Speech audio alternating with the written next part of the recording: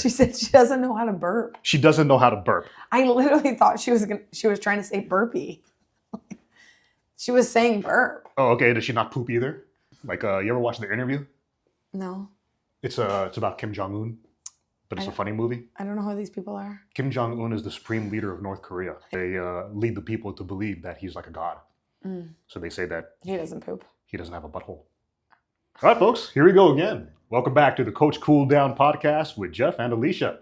So today we are talking about our biggest coaching mistakes, which is a lot of them, right? Biggest coaching mistakes. We could call mistakes lessons. Mistakes are lessons. For the most part. What comes to mind, Jeff, when we say biggest coaching mistake? Go back to 2016. Yeah. What's your biggest coaching mistake? We're going to talk about a lot of mistakes, but what's your number one? At that timeline, there's two I could think of for sure. At that timeline was just having random workouts with people. I mean, I guess for somebody who's never worked out before, a random workout is okay because they're actually moving. But I never had any structure behind it. It was just like, here, let me just put together a workout on this whiteboard right now, and whatever happens, happens. I just need to make sure you sweat and you breathe hard. What is Jeff's random workout? My random workout from back 2016. Then, from 2016, whatever I stole from boxing, it'd be like a bunch of lunge jumps for 3 minutes, and then the 1 minute buzzer goes off, and you go to the next station, and the next station will be like a ball slam, and then a push up, and then a sit up, and then a burpee, and then you just doing that circuit rotation for a given amount of time. So full body cardio. It's like full body cardio more than anything. But that's how they taught us in boxing. That's what they did. There wasn't any science back then. Right. Which is like kind of a good workout. It's a great workout if you just want to sweat and burn some calories. Right. So you got to specify the workout per person's goal instead of giving them something random. And I just gave them something random every time. Mm-hmm. So that was that, at least at that time. That's a good one. Yeah. And now you have a little more understanding of what people want or what they need more. I would hope so. Yeah. Yeah. I mean, I probably wouldn't accept them as a client if I didn't think that I'd be able to attain their goal that they give towards me. Yeah, that would be the ideal client. Come up to you and be like, I just want a bunch of random workouts. Can I hire you? You know what's funny? In my mind, though, I don't like that. Really? Yeah, you're such a, yeah. I'm so structured that it's almost random. And when it's random like that, it drives me crazy. Yeah. Like there needs to be some structure to it. And then if it's not made by me, then if there's no structure to it, I'll make it structured somehow. Totally. Yeah, it's my OCD. Okay. I like that. I love random workouts. So yeah. But I'm, depending on the goal, right? If the goal is cardio, right, I would take a random workout. Yeah. If you just need to sweat and get your heart rate to a certain place, okay. Yeah. So then 2017, Jeff, what was your workout? I'm feeling like, when did it get to like strength training? It was 2017. Yeah. Yeah. The next year. Yeah. That plays into another mistake where I just made everyone do whatever I was doing. And at that time, I just started getting into powerlifting. You know, I didn't pick up a barbell till I was 26 years old. I was excited about it. And because I was excited about it, I wanted everyone else that I was training to be excited about it. Yeah. And it's like, this is the only way. Squat, bench, deadlift, row. That's what I was going to say. Like, if I had to guess what your workout was for random, it would be a squat. Squat, bench, deadlift, row, overhead press. Chin up, pull up, plank. I love it. I love that too. That was it. That was back then. And it didn't matter if their maybe mobility or their anatomy wasn't used to it yet. And I would get frustrated if you couldn't squat all the way down. But at that time, because I was so new to it, I wasn't sure exactly how to get them to actually get into that position or have the mobility to be able to do it. You do a lot of heel raise squats? For some people. Yeah, for some. Yeah, if their mobility is not that great, they need to get lower, or if they just want to hammer the quads. Yeah. Yeah, I'll make Shannon do them things all the time. She hates them so much. I'm in the heel raise mode right now. Every single time that I did some today. Seen you do a squat, it's always been with an elevated heel. Yeah. Like I should just buy you some Roboleos for Christmas or something. Yeah. They make like squat wedges or something, right? Yeah, those shoes are great. Oh, like the shoes. The shoes, the Romoleos, the Nikes. Oh, I don't know. Yeah, the platforms. Yeah. Or I could just like wear heels. Do you wear heels? No. I was gonna say, I've never seen you in heels in my life. I mean, I have before, but I don't want to. Oh, I imagine it. Why is it so strange? Oh, yeah, don't imagine it. I mean, I have pretty nice calves, but great calves, dude. I'm so jealous. Mine don't grow. Maybe you should wear high heels. Maybe I should wear high heels. Oh my God. I'll have some calves. Jeez. I boxed for years. You think jumping rope was going to do that? It never did. Right. Okay, so take you back to 2015 or 2016 when you were doing random workouts. How would you give advice to not do that? Random workouts? Like, how would you give advice to... If you have a style or a niche that's specific to however you train, communicate that first with your client and have them understand that this is your style of training. But then also try to specify that particular goal. For the first thing is the client's goal. Like get their goal first, get their whole entire lifestyle, get what they do on a day-to-day basis. Everything from their family life to their nutritional stuff to the access of equipment to what other workouts they do or if they've never worked out in their lives.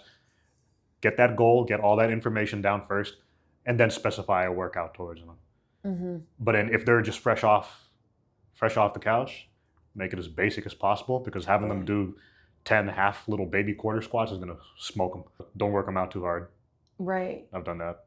Yeah, that's a mistake, huh? Yeah. You make people throw up on your first time? Oh, yeah. Yeah, totally. And they're like, wow, that was great. We'll do, I'll let you know when I'm ready to book again. They just never book again. Yeah, I've definitely had some yackers. Yeah. I don't want to say I would take pride in that. No. But it does give me a little bit of confidence. Like, not confidence, but like, okay, no, because people can throw up for different reasons. Yeah. They can be prego for one. Yeah. They could have like a shitty lunch. But if you make someone throw up on like a workout, you get them a hard workout. It's a little bit of a, okay, that was a tough workout. Their nervous system's like, yeah. Have you ever thrown up on a workout? Yes. I've never thrown up on a workout. I threw up in boxing a bunch of times, man. Really? Yeah. Like after sparring? Yeah, I guess. Like I don't really puke very often, so I don't think I let myself puke. Honestly, I could not tell you the last time I puked. I will just like hold it in and have a stomach ache for a week. I don't like to puke. I honestly don't think I always wondered, what does that feel like? And that sounds bad for me. Like, so you've never been so drunk that you've yacked? Oh, yes. I definitely, the times I've thrown up has been from alcohol. I know what that feels like. I do not honestly know what it feels like to work out so hard that I've thrown up. But that's crazy. And I've done some hard shit. Yeah, I know. I guess I'm not working hard enough. I know. I'm surprised you never threw up like training for one of your marathons.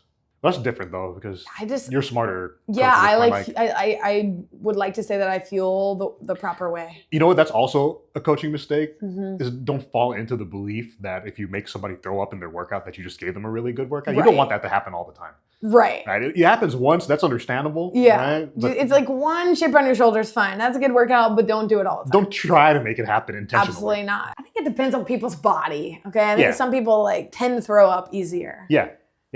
I got one in here that just gets motion sickness. There's nothing wrong with her. She's great. That's good. She's great. That's just that's another coaching mistake. Don't put her on a roller coaster. Don't put her on a roller coaster. Yeah. Don't make her do backflips. Careful with burpees. True. But you're the only one programming burpees. I don't program burpees. I bet you don't. I don't program burpees. There's really no point. So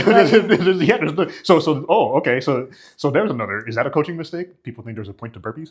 Ooh, what a great topic, because I love burpees. You love burpees. You wore a t-shirt one time that said, I love burpees. I know, I have 2 of them. They were both gifts.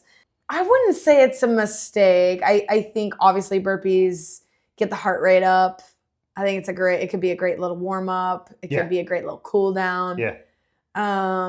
It's if you put it in with like a little circuit, of course. Yeah. It's full body. You're going to give it to your client that's their first session ever, they're overweight. No. They never worked out a day in their life. No, we're going incline wall push-ups all day. Yeah. And then, okay, buddy, the next step of this. It's like day 2. You're making them do burpees on day 2. It's like, oh, great, you did your first wall push-up. Let's do some burpees. Yes. No, I'm smarter than that. I do what's called a slow motion burpee for people who don't like them. Slow motion burpee. Yeah. Essentially you stand up. Okay. You come down to a plank position. You kick one leg back. You kick the other leg back. You go down into a hand release push-up. You step up on one side. You step up on the other. And then you stand. Okay. So anyone can do that. It's a non-explosive burpee, basically. Yeah. And it's slow. It's slow motion. It's basically just getting on the floor and off the floor. Yeah. It's hard for some people. It is hard for people. Yeah.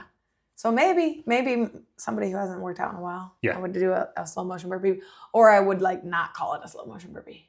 Okay. You know, Just up down. Up down. Yeah, that's fair. So, anyways, yeah. What were your coach's mistakes? I want to know yours. The early ones. Early ones. I actually probably would agree with you. For if we're talking like way back, 2015, 2016, it was random workouts. Totally. Where I trained, it wasn't really set up to, we didn't even have a barbell in there. What'd you have? There were like dumbbells and like some pull-up bars, a TRX, and like a Bozu, and like a yoga ball. What did the gym specialize in? Well, it was a commercial gym, Okay. but the PT room wasn't very like equipped. I was definitely like squat, press, hinge, that kind of stuff for sure early on. But I think I would give more people, I would probably random workout it because I like cardio. And I was like, do burpees. Yeah. Eat 'em. Let's work on pull-ups. Kind of going forward a few years, the biggest mistake that I made was underselling myself. When you work for like a bigger box gym or when you work for yourself, that's when you really have to like be confident in selling $100 plus dollars for a session. And I was back in the Midwest in 2017, 2018. And I remember I was at this big box place where it was commission only. And I remember like the 3 tiers were like $89, $99, and $109. And I was like, oh, I don't know. I don't believe in that. I like truly at that point didn't believe in it. But that wasn't take home, right? What percentage did they take out of it? Oh my God. All of it. I feel like it was like 70-30. Oh, wait. This is the one you said as commission, right? It was commission. Yeah. You know, we would make money off of re-ups for sure. Yeah. And then we would, anytime you sell, you would get a percentage of it. And then you would make like a small change per session. Okay. I just did not feel that the value was there. Like I hadn't been in the industry long enough to where I was like, I value myself that high.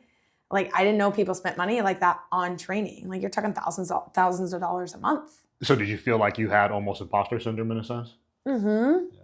I mean, a little bit because I didn't even believe in what I was selling. Right. But in order to make money, you have to a little bit, right? So you got to fake it till you make it a little bit. Fast forward now, you're in California, I wouldn't bat an eye, like charging $130. Oh yeah. $150. I wouldn't. Easy. And people wouldn't bat an eye here either. That's why I do think there is a little bit of a difference in locations for sure. You can't buy anything out here for $100 an hour. Right. You do want to know what I pay my therapist? Like, if I'm going to come in and like fix your toilet, you have to pay. Like that, it's time. You have a therapist?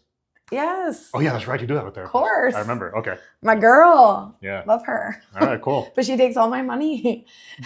But that's the expert in that space, right? Yeah. Like, you can't get away with not paying it. And so now, like, I feel more confident being like, yeah, I'm worth $135 an hour. I'm worth $145 an hour.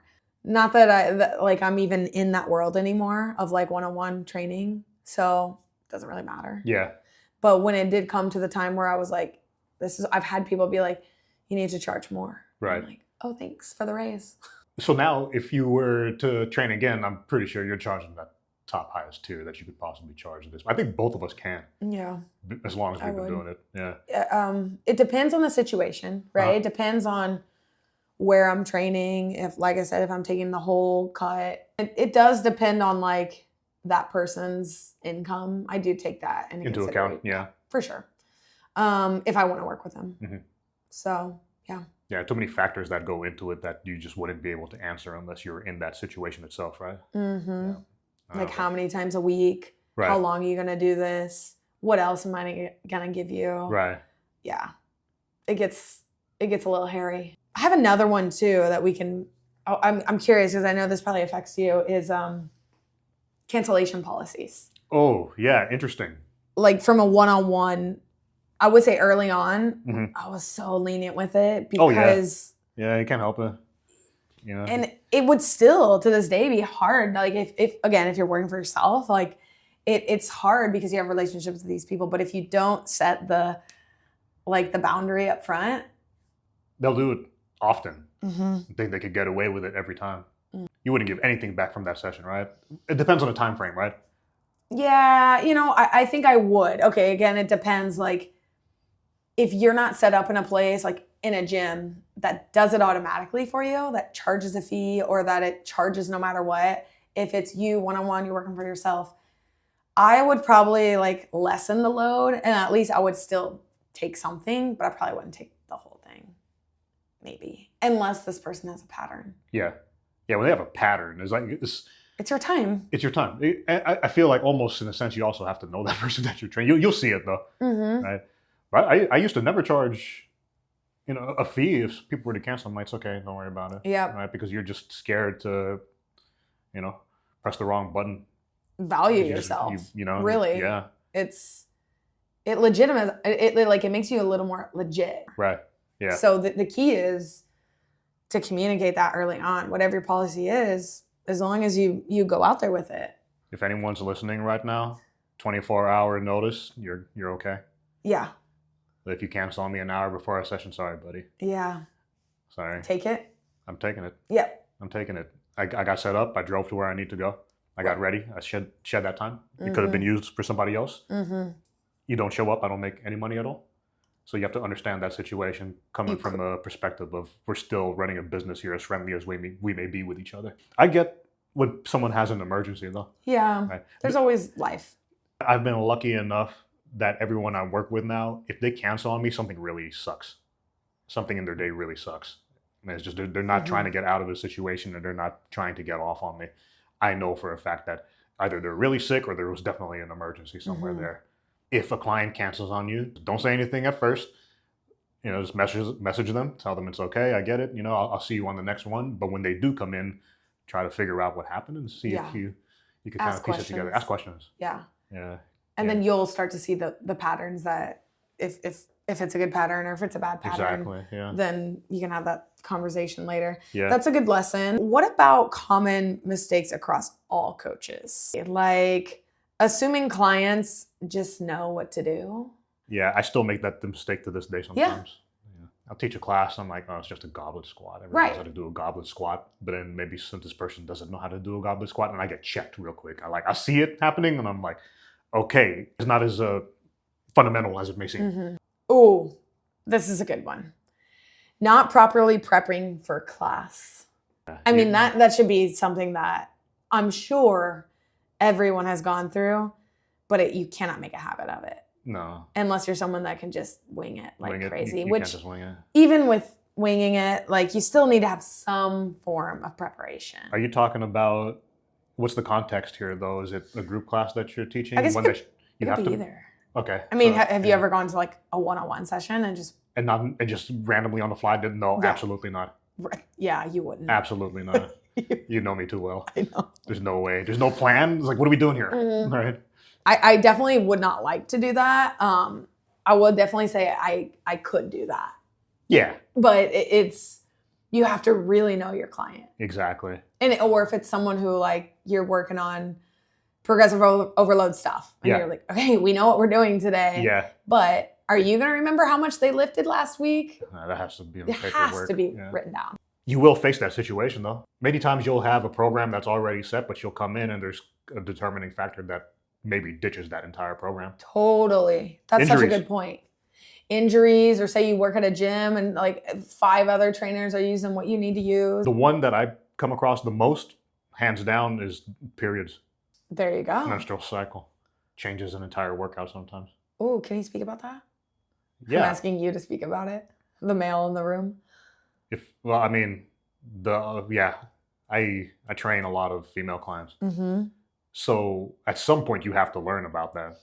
I have had somebody tell me before that they have been worked out so hard that they missed their period because their male trainers did not accommodate for that situation. Yep. I'm not gonna mess up your entire rhythm as a normal human being. Yeah.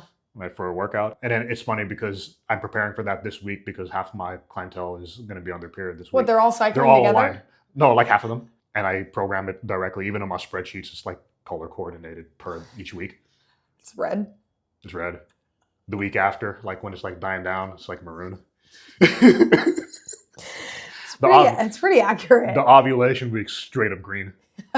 Yeah, yeah. Green means go. Green means go. Follicular is like a light blue, and then luteal is like yellow. Yeah, Okay. so it's like color coordinated and it's in their spreadsheets because they're on my trainerized, but they're also on my spreadsheets because I need to make a separate sheet for them Yeah. that's based on their cycle Mm-hmm. because I write down their tendencies. So Yeah. when it comes to that, it's like don't make the mistake of just forcing your client to do a particular exercise, especially if she's on her period. Actually, I really like that. That's really good advice for Yeah. any male trainer to hear early on of like if you've got female clients, like get in touch with them on their Exactly. cycle. Yeah. I mean, but then don't just abruptly ask it out front. Mhm. Let them be comfortable with you first. But be prepared to have to accommodate for them when they're on their period. They can't be able to perform every little thing you want. Like a sit-up. I'm asking my client to do a V-up when Right. she's like on her second day of her period, when it's Yeah. the heaviest bleeding day. You're exactly Like, come right. on, man. Feel bad. I'm so glad that you are accommodating. No, but that's a big deal.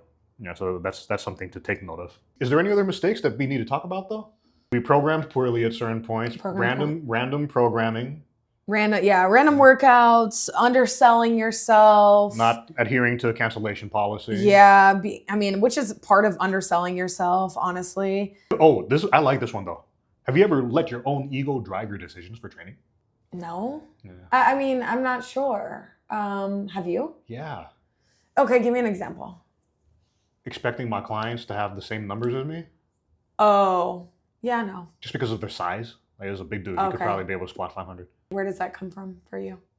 A part of it was trying to flex that person, and then now that took away from me being a good coach and handling their particular goals to just wanting to have a trophy. Yeah. It's like those dudes who date girls just because they're hot. I want a trophy wife. I want to parade her around. Mhm. That's how I felt with that particular client. That's when I first started. You know, I feel Oh. really bad about that one. Wow. That one makes me feel bad Okay. because I think the vast majority of time that I had him, it was just me trying to make sure that he looked good so I could look good. Yeah, it felt bad. I Now that I hear think you. back on it, I'm just like, that was some bullshit. Now I could give a fuck what people's numbers are as long as they're progressing with the goal. That's ego driven. I don't think I do. I mean, I don't think I do that. You're such a nice person. You're so nice. I can't put my finger on really training a ton of athletes, Mhm. honestly. So, Yeah. Okay. and I can't expect that out of them. Yeah. You know, You're so nice. I did. you're nice too. Now I am. I still can be a dick. All right. Cool. You want to go into rapid fire? Let's do it. Who's going first? I'm asking you first. You asking me first? Rapid fire. Here we go. Okay. Shoot. Most abused word in fitness. Tone. Cardio people avoid for no reason. Walking. The real reason progress stalls. Diet. The coach's toxic trait. Does it have to be specifically for me? Okay, just in general, a coach's toxic trait. A coach's toxic trait? Mm-hmm. Any. Vanity. Ooh, Vanity. that's a good one. Okay, hit me. Your most awkward demo of a movement. Down dog, because nowhere you do it, it depends. You want a demo for the camera? I don't. I mean, if your people are in a circle, where are you going to do the down dog at? Yeah, someone's going to see your ass. Exactly. Weirdest thing a client has ever told you during a class. That when they left early and that they were going to walk their dog, or they had to go let their dog out. I'm like, the dog can't wait 5 more minutes? They're like, Fido's gonna be sick. I need to get to Fido. If you had a coaching superpower, what would it be and why? Ooh, instant energy booster. Oh, Like, make everyone in the room your woo girl. Oh, that's amazing. Instantly. That is absolutely With just phenomenal. I love that. That a is twinkle so of good. the eye, you know? Oh, okay. Yeah, you're gonna start charming them? Yeah. Your most abused word in class. It would either be let's go or come on. I hear you say come on all the time. I say come on all the time. Like, come on. I'll be. I'm going to stop saying it. I'll just say it. Just be like, come on. I'm always like, come on, people. Come on, let's go. Yeah, but when you tone it like that, it's very friendly. Yeah. So Yeah. That was absolutely phenomenal. It was great. The last thing I have for you is what did you train this week? Man, they're gonna get so bored of just hearing me say Squat. upper lower. That's another coaching mistake that we could add in there. Don't change your workouts all the time. Yeah. If Keep you have 'em- something specific, keep it Yep. vague. Don't think that fancy is going to be better. Keep them original. Yeah. Yeah. Yeah. I've been doing the same list for years. I don't change shit. That's crazy. It's like the other day when you touch my arm, you're like, fucking buff. I know. As I do, it's just me doing fucking bench press and tricep extensions for 30 past, years. Like for the past. No, I didn't pick up a barbell till I was 26. Remember? Oh, right. So only, oh my God, 9 years? I've only been lifting weights for 9 years. That's crazy to me. Yeah. Yeah. We're going to talk about that sometime. I don't think anyone really knows that. Yeah. I did wouldn't not have guessed that. Pick up a barbell properly until I was 26 years old. I remember it. I just remember it. That's wild. And it was in here. Yeah. And now look at this place. Okay, so what did you train this week? Upper, lower, upper, lower.